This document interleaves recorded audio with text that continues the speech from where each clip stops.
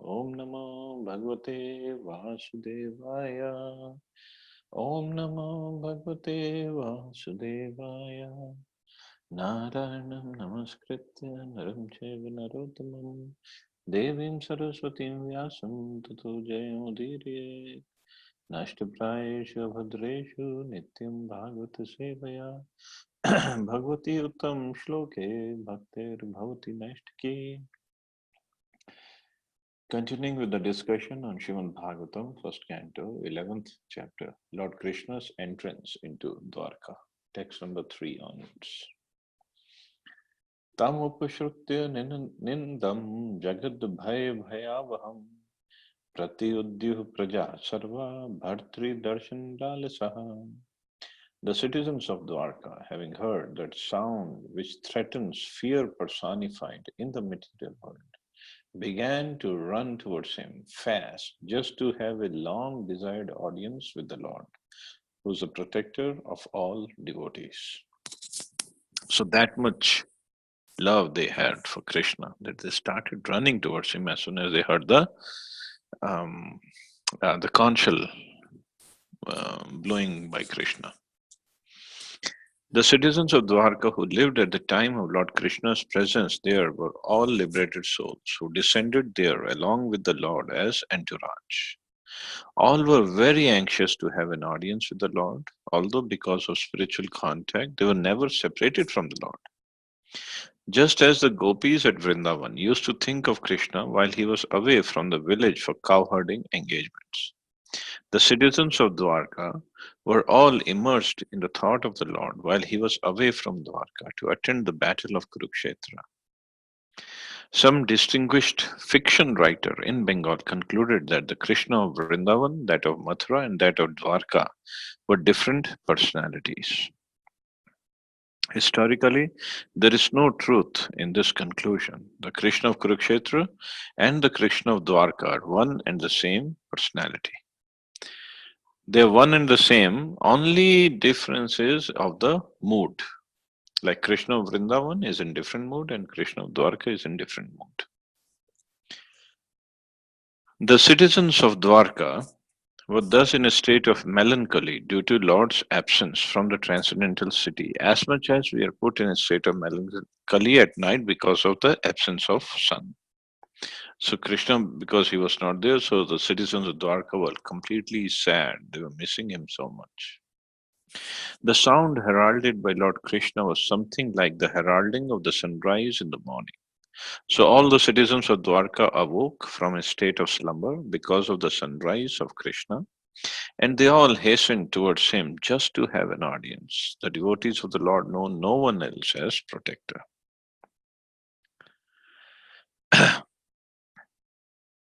And then Prabhupada says, the sound of the Lord is identical with the Lord, as we have tried to explain by the non-dual position of the Lord. So even if Krishna makes a sound through his conch shell, it is actually non-different from him. It's hard to understand. Then Prabhupada talks about the Hare Krishna Maha Mantra, how it is non-different. So this we can still understand, but the sound of the conch shell is non-different from Krishna because the sound came from him. So it had the same effect on the citizens of Dwarka as if they had seen Krishna face to face. But they all ran towards Krishna to really see him face to face. Just like when Akrurji was sent by Krishna to Vrindavan to really go and pacify the gopis, because gopis were really burning in the fire of separation. And Akrurji went. No, not Akrurji. I'm sorry, Uddhav. Uddhavji went, and Uddhavji tried to give some logic to the gopis that you meditate on Parabrahman, you meditate on him, and that will be the same. And the gopis, in return, they gave him an answer. Then Uddhavji had no answer for that. They told him, we had only one mind and we gave it to Krishna. Now, where is our mind where we use to focus on somebody else, on Parabrahman or something like that? So even Uddhavji were defeated in front of the gopis. But I mean, thinking of Krishna and being with Krishna is same. But gopis are at such a high level of love for Krishna that they cannot be just in the state of meditation. They want Krishna personally. In fact, um, many times they chastise Krishna when Krishna was there, or when the thought of Krishna used to come. They would say, Krishna, you get out of our minds. Why? Because they say, because you are in the mind, we cannot do our household chores properly. So please get out. For us, it's a different situation. We somehow we try to think of Krishna. Krishna, please appear in our mind. Because 23 hours and 59 minutes and probably 59 seconds, Krishna is not there. Maybe 1 second or whatever.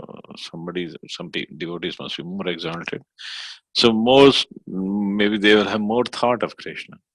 And here gopis were constantly remembering Krishna, constantly. And they had to tell Krishna, Krishna, you get out of our minds, get out of our hearts so we can take care of our household duties, take care of our husbands, take care of our children, take care of our parents. So you please get out. This is the kind of love they have for Krishna. Text 4 to 5. तत्रोपनीत बल्यो रवेरदीपमिवाधृतः आत्मा रामं पूर्णकामं निजलाभेन नित्यदा प्रीतियुतफुल्मुखः प्रोचुर्हर्षगद्गद्या गिरा पितरं सर्वसुहृदं इवातरम् इवार्भका. The citizens arrived before the Lord with their respective presentations, offering them to the fully satisfied and self sufficient one, who, by his own potency, incessantly supplies others. These presentations were like the lamp offered during worship of the sun. Yet the citizens began to speak in ecstatic language to receive the Lord, just as wards welcome their guardian and father. So the citizens, they came and they brought different gifts for Krishna. And Prabhupada, the shloka says, Sutta Goswami is saying, it was like offering of a lamp to sun. Of course, Krishna owns everything. Everything is his potency. But it's just a love of the citizens that they're offering something back to Krishna. Yet the citizens began to speak in ecstatic language to receive the Lord. So this is the love. This is love of devotees of Krishna. The Supreme Lord Krishna is described herein as Atmaram. He is self-sufficient and there is no need for him to seek happiness from anything beyond himself. He is self-sufficient because his very transcendental existence is total bliss. He is eternally existent. He is all cognizant and all blissful. Therefore, any presentation, however valuable it may be, is not needed by him. But still, because he is a well wisher for one and all, he accepts from everyone everything that is offered to him in pure devotional service. It's not that he is in want for such things, because the things are themselves generated from his energy. So everything is his energy, nothing is separate from him. Only thing that Krishna lacks, I mean, he also is lacking in something. What he is lacking is our love for him. That's the only thing he's lacking. Rest he has everything. And this shortage, this is what doesn't make him happy. Although he is Atmaram, but he is still sad because he does not have our love. Our mood of service, he does not have. And so more when more people or more living entities they become devotees, they start serving him, he gets pleased more and more. But still there's so many more who are not, so he's still not satisfied. So those who are his devotees, those who really love him, they want to see him happy in all ways possible. So his happiness really lies in when we bring more and more people in his service, and more people start developing love for him, start developing a desire to serve him. That's what will make him happy, really happy. Not, of course, whatever offerings we give him with love and devotion, that also makes him happy, because then he knows that we are making progress towards him. We are surrendering towards him. But he is more happy when we bring more people towards him. Just like Prabhupada has given this example, if a very rich father, he has everything and suppose he has 10 sons, and one of the sons had run away from the house, and he's just loitering in the streets and just living like a beggar. So father has everything and he has 9 sons with him. But he would always be thinking of the 10th son who ran away from the house. Always. And any person who brings this 10th son back to the father will be so much pleased with this person. We can't even imagine. So this is a situation with us. We were those 10th son that ran away from the spiritual world. Krishna has so many eternally liberated souls there in the spiritual world to give him pleasure. And they all came to, just like Prabhupada explaining, in Dwarka, they all came from the spiritual world. But he is always thinking of that 10th son. So if we somehow preach or do something, some service by somehow, we try not even bring back the 10th son, because we are not even that much capable. We try, somehow we try to bring the other sons, other rebellious sons back towards Krishna. Then Krishna will be so much pleased with us. He'll be so much happy. And this is what we want. This is the perfection of life, to make Krishna happy. So that is why preaching is considered very, very, very important service. Other services are great, but because all services can be concluded as preaching, because if they attract general public towards Krishna, so that is as good as giving lectures. So somehow or other we have to attract people, we have to bring people to Krishna. So that is a mood. That is a mood of Srila Prabhupada. And that is a mood we have to adopt, because we are followers of Srila Prabhupada.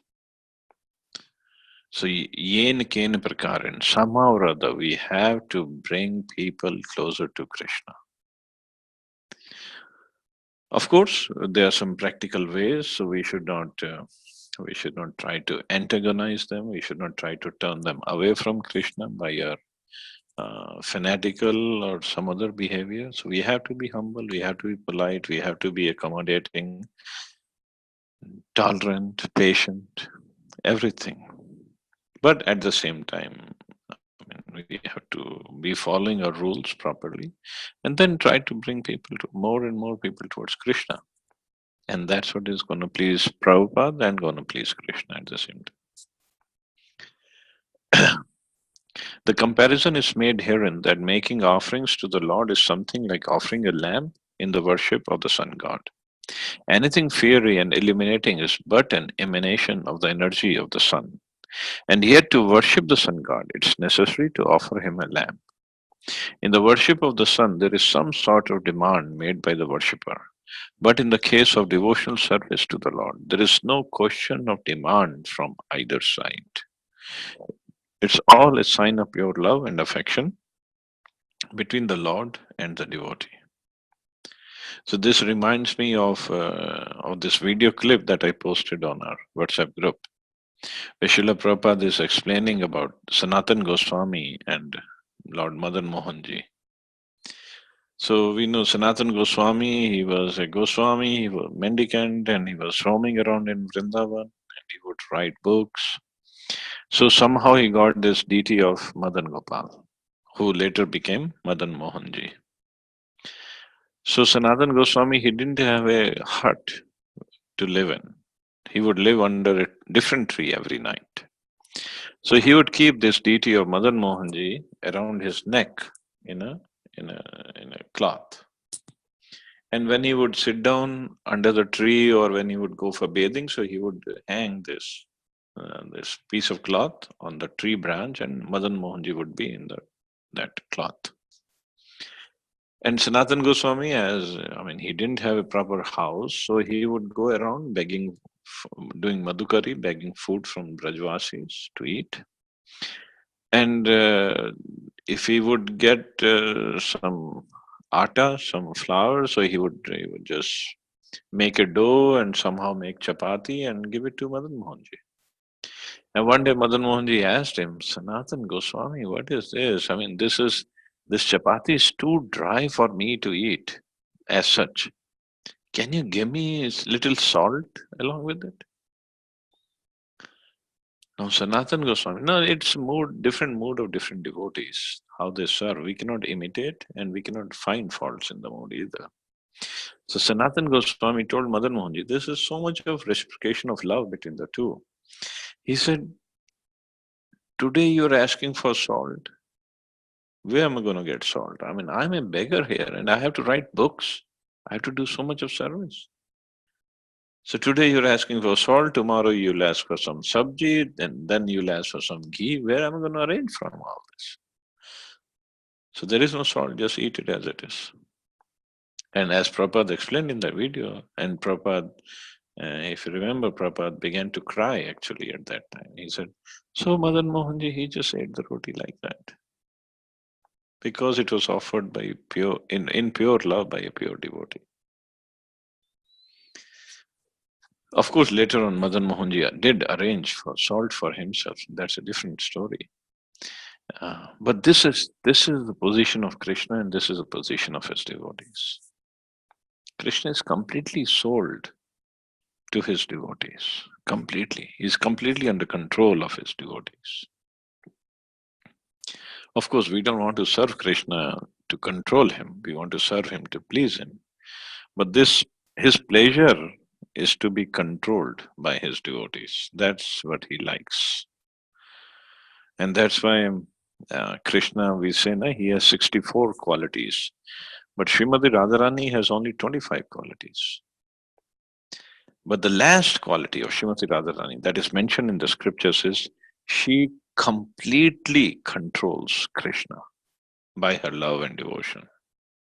Completely controls. That's the 25th quality of Radharani.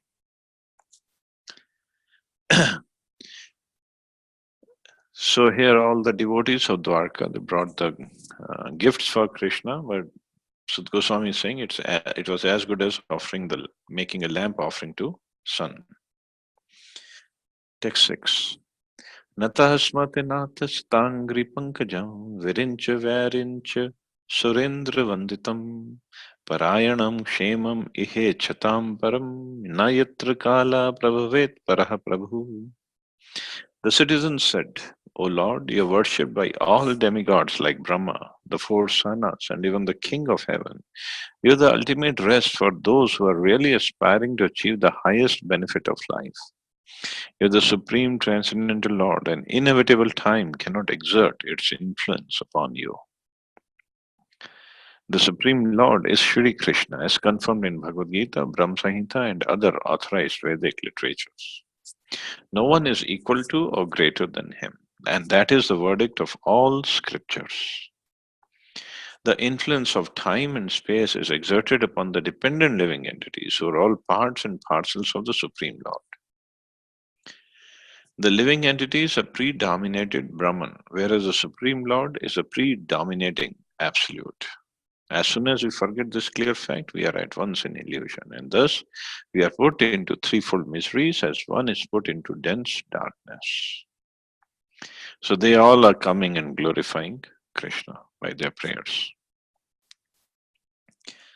भवाय नस्त्वं भव विश्वभावन् त्वमेव माता च सुहृत् पतिः पिता त्वं सद्गुरुर्न परमं च दैवतं यस्यानुवृत्त्या कृतिनो बभूविमम्.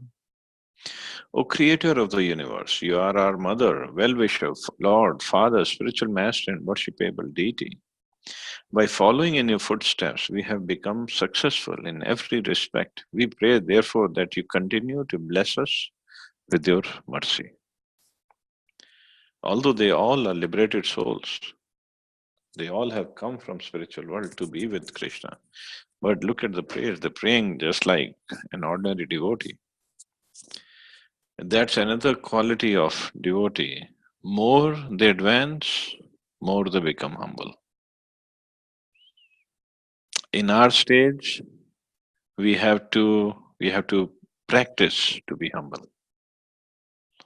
We write in the towards the end of an email or a message, your humble servant, hoping that by keeping saying like that, I'll become one day a humble servant. But the devotees who are really advanced, they don't have to pretend or they don't have to even practice. The humility is there in the hearts. So the example is again given just like the lamp and the sun.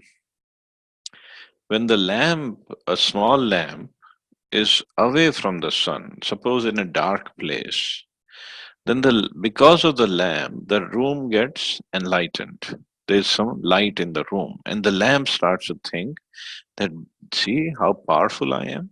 I can lit up the whole room. But the same lamp, when it is drawn closer to the sun, and more it comes closer to the sun, more it realizes my light has no value at all compared to the sun. So similarly, when we come closer to Krishna, then we understand actually I have no qualities. Look at Krishna and look at other exalted devotees who are there before me. Look at the qualities they have. I have none. And when we are away, so as far as we are away, that means more uh, proud we would be. So more we are away, then like they say, na, andho mein kana raja. So, okay, here everybody's in darkness and we have little bit quality and we think, oh, I am all in all, I am so good, I am so learned, I am so strong, I can do this service, I can do that service so expertly. But this is not equality. More we come closer to Krishna, more we will understand. Actually, it's all the qualities are given by Krishna to us only. We have none.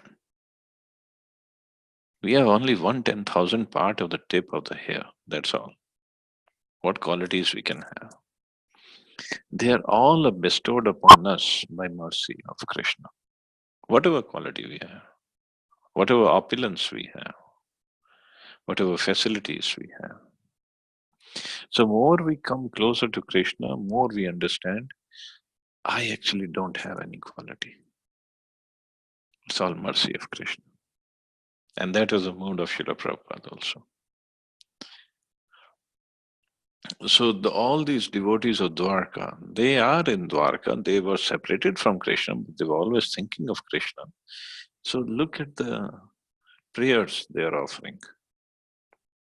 We pray, therefore, that you continue to bless us with your mercy. By following in your footsteps, we have become successful in every respect. So they understand how they become successful. The all good personality of Godhead, being the creator of the universe, also plans for the good of all good living beings. The good living beings are advised by the Lord to follow his good advice, and by so doing, they become successful in all spheres of life. There is no need to worship any deity but the Lord. The Lord is all powerful, and if He is satisfied by our obedience unto His lotus feet, He is competent to bestow upon us all kinds of blessings for the successful execution of both our material and spiritual lives. So He can bestow anything He wants for the successful execution of both material and spiritual lives. Nothing is impossible for Krishna. For attaining spiritual existence, the human form is a chance for all to understand our eternal relation with God. Our relation with Him is eternal. It can neither be broken nor vanquished. It may be forgotten for the time being, but it can be revived also by the grace of the Lord if we follow His injunctions. So, this should be the mood of every devotee, that whatever I have, it's by mercy of Krishna. And Krishna can give more, and He can take away everything also, if He thinks this is an obstacle in making progress. But He can give everything, material, spiritual, whatever. So I'll stop here. See anybody's any questions or comments.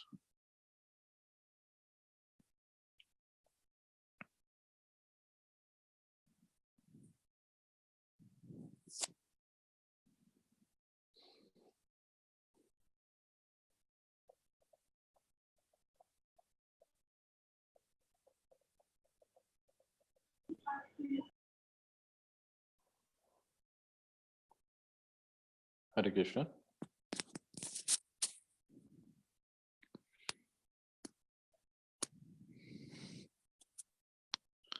Oh, looks like the lecture went little heavy, huh? I'm sorry.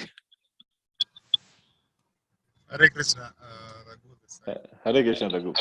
Yes, Prabhu. Just wanted to ask one simple question. When we establish the connection with the Lord and have that relationship, we, we are guided by Him in every action and every activity we do. But however, if we still are in the material plane, sometimes we get to a point where, should I do this or should I not do that? Do it. So, it creates as if we are violating the will of the Lord and trying to do on our own, especially when we are in the corporate or in the pure material world, I can say. So, how do we overcome that? Of course, you being in that position, probably it's a little easier, but in people continuing to be in the corporate world, how can we overcome that? Well, I'm a rebellious person. It's not easy for me here either.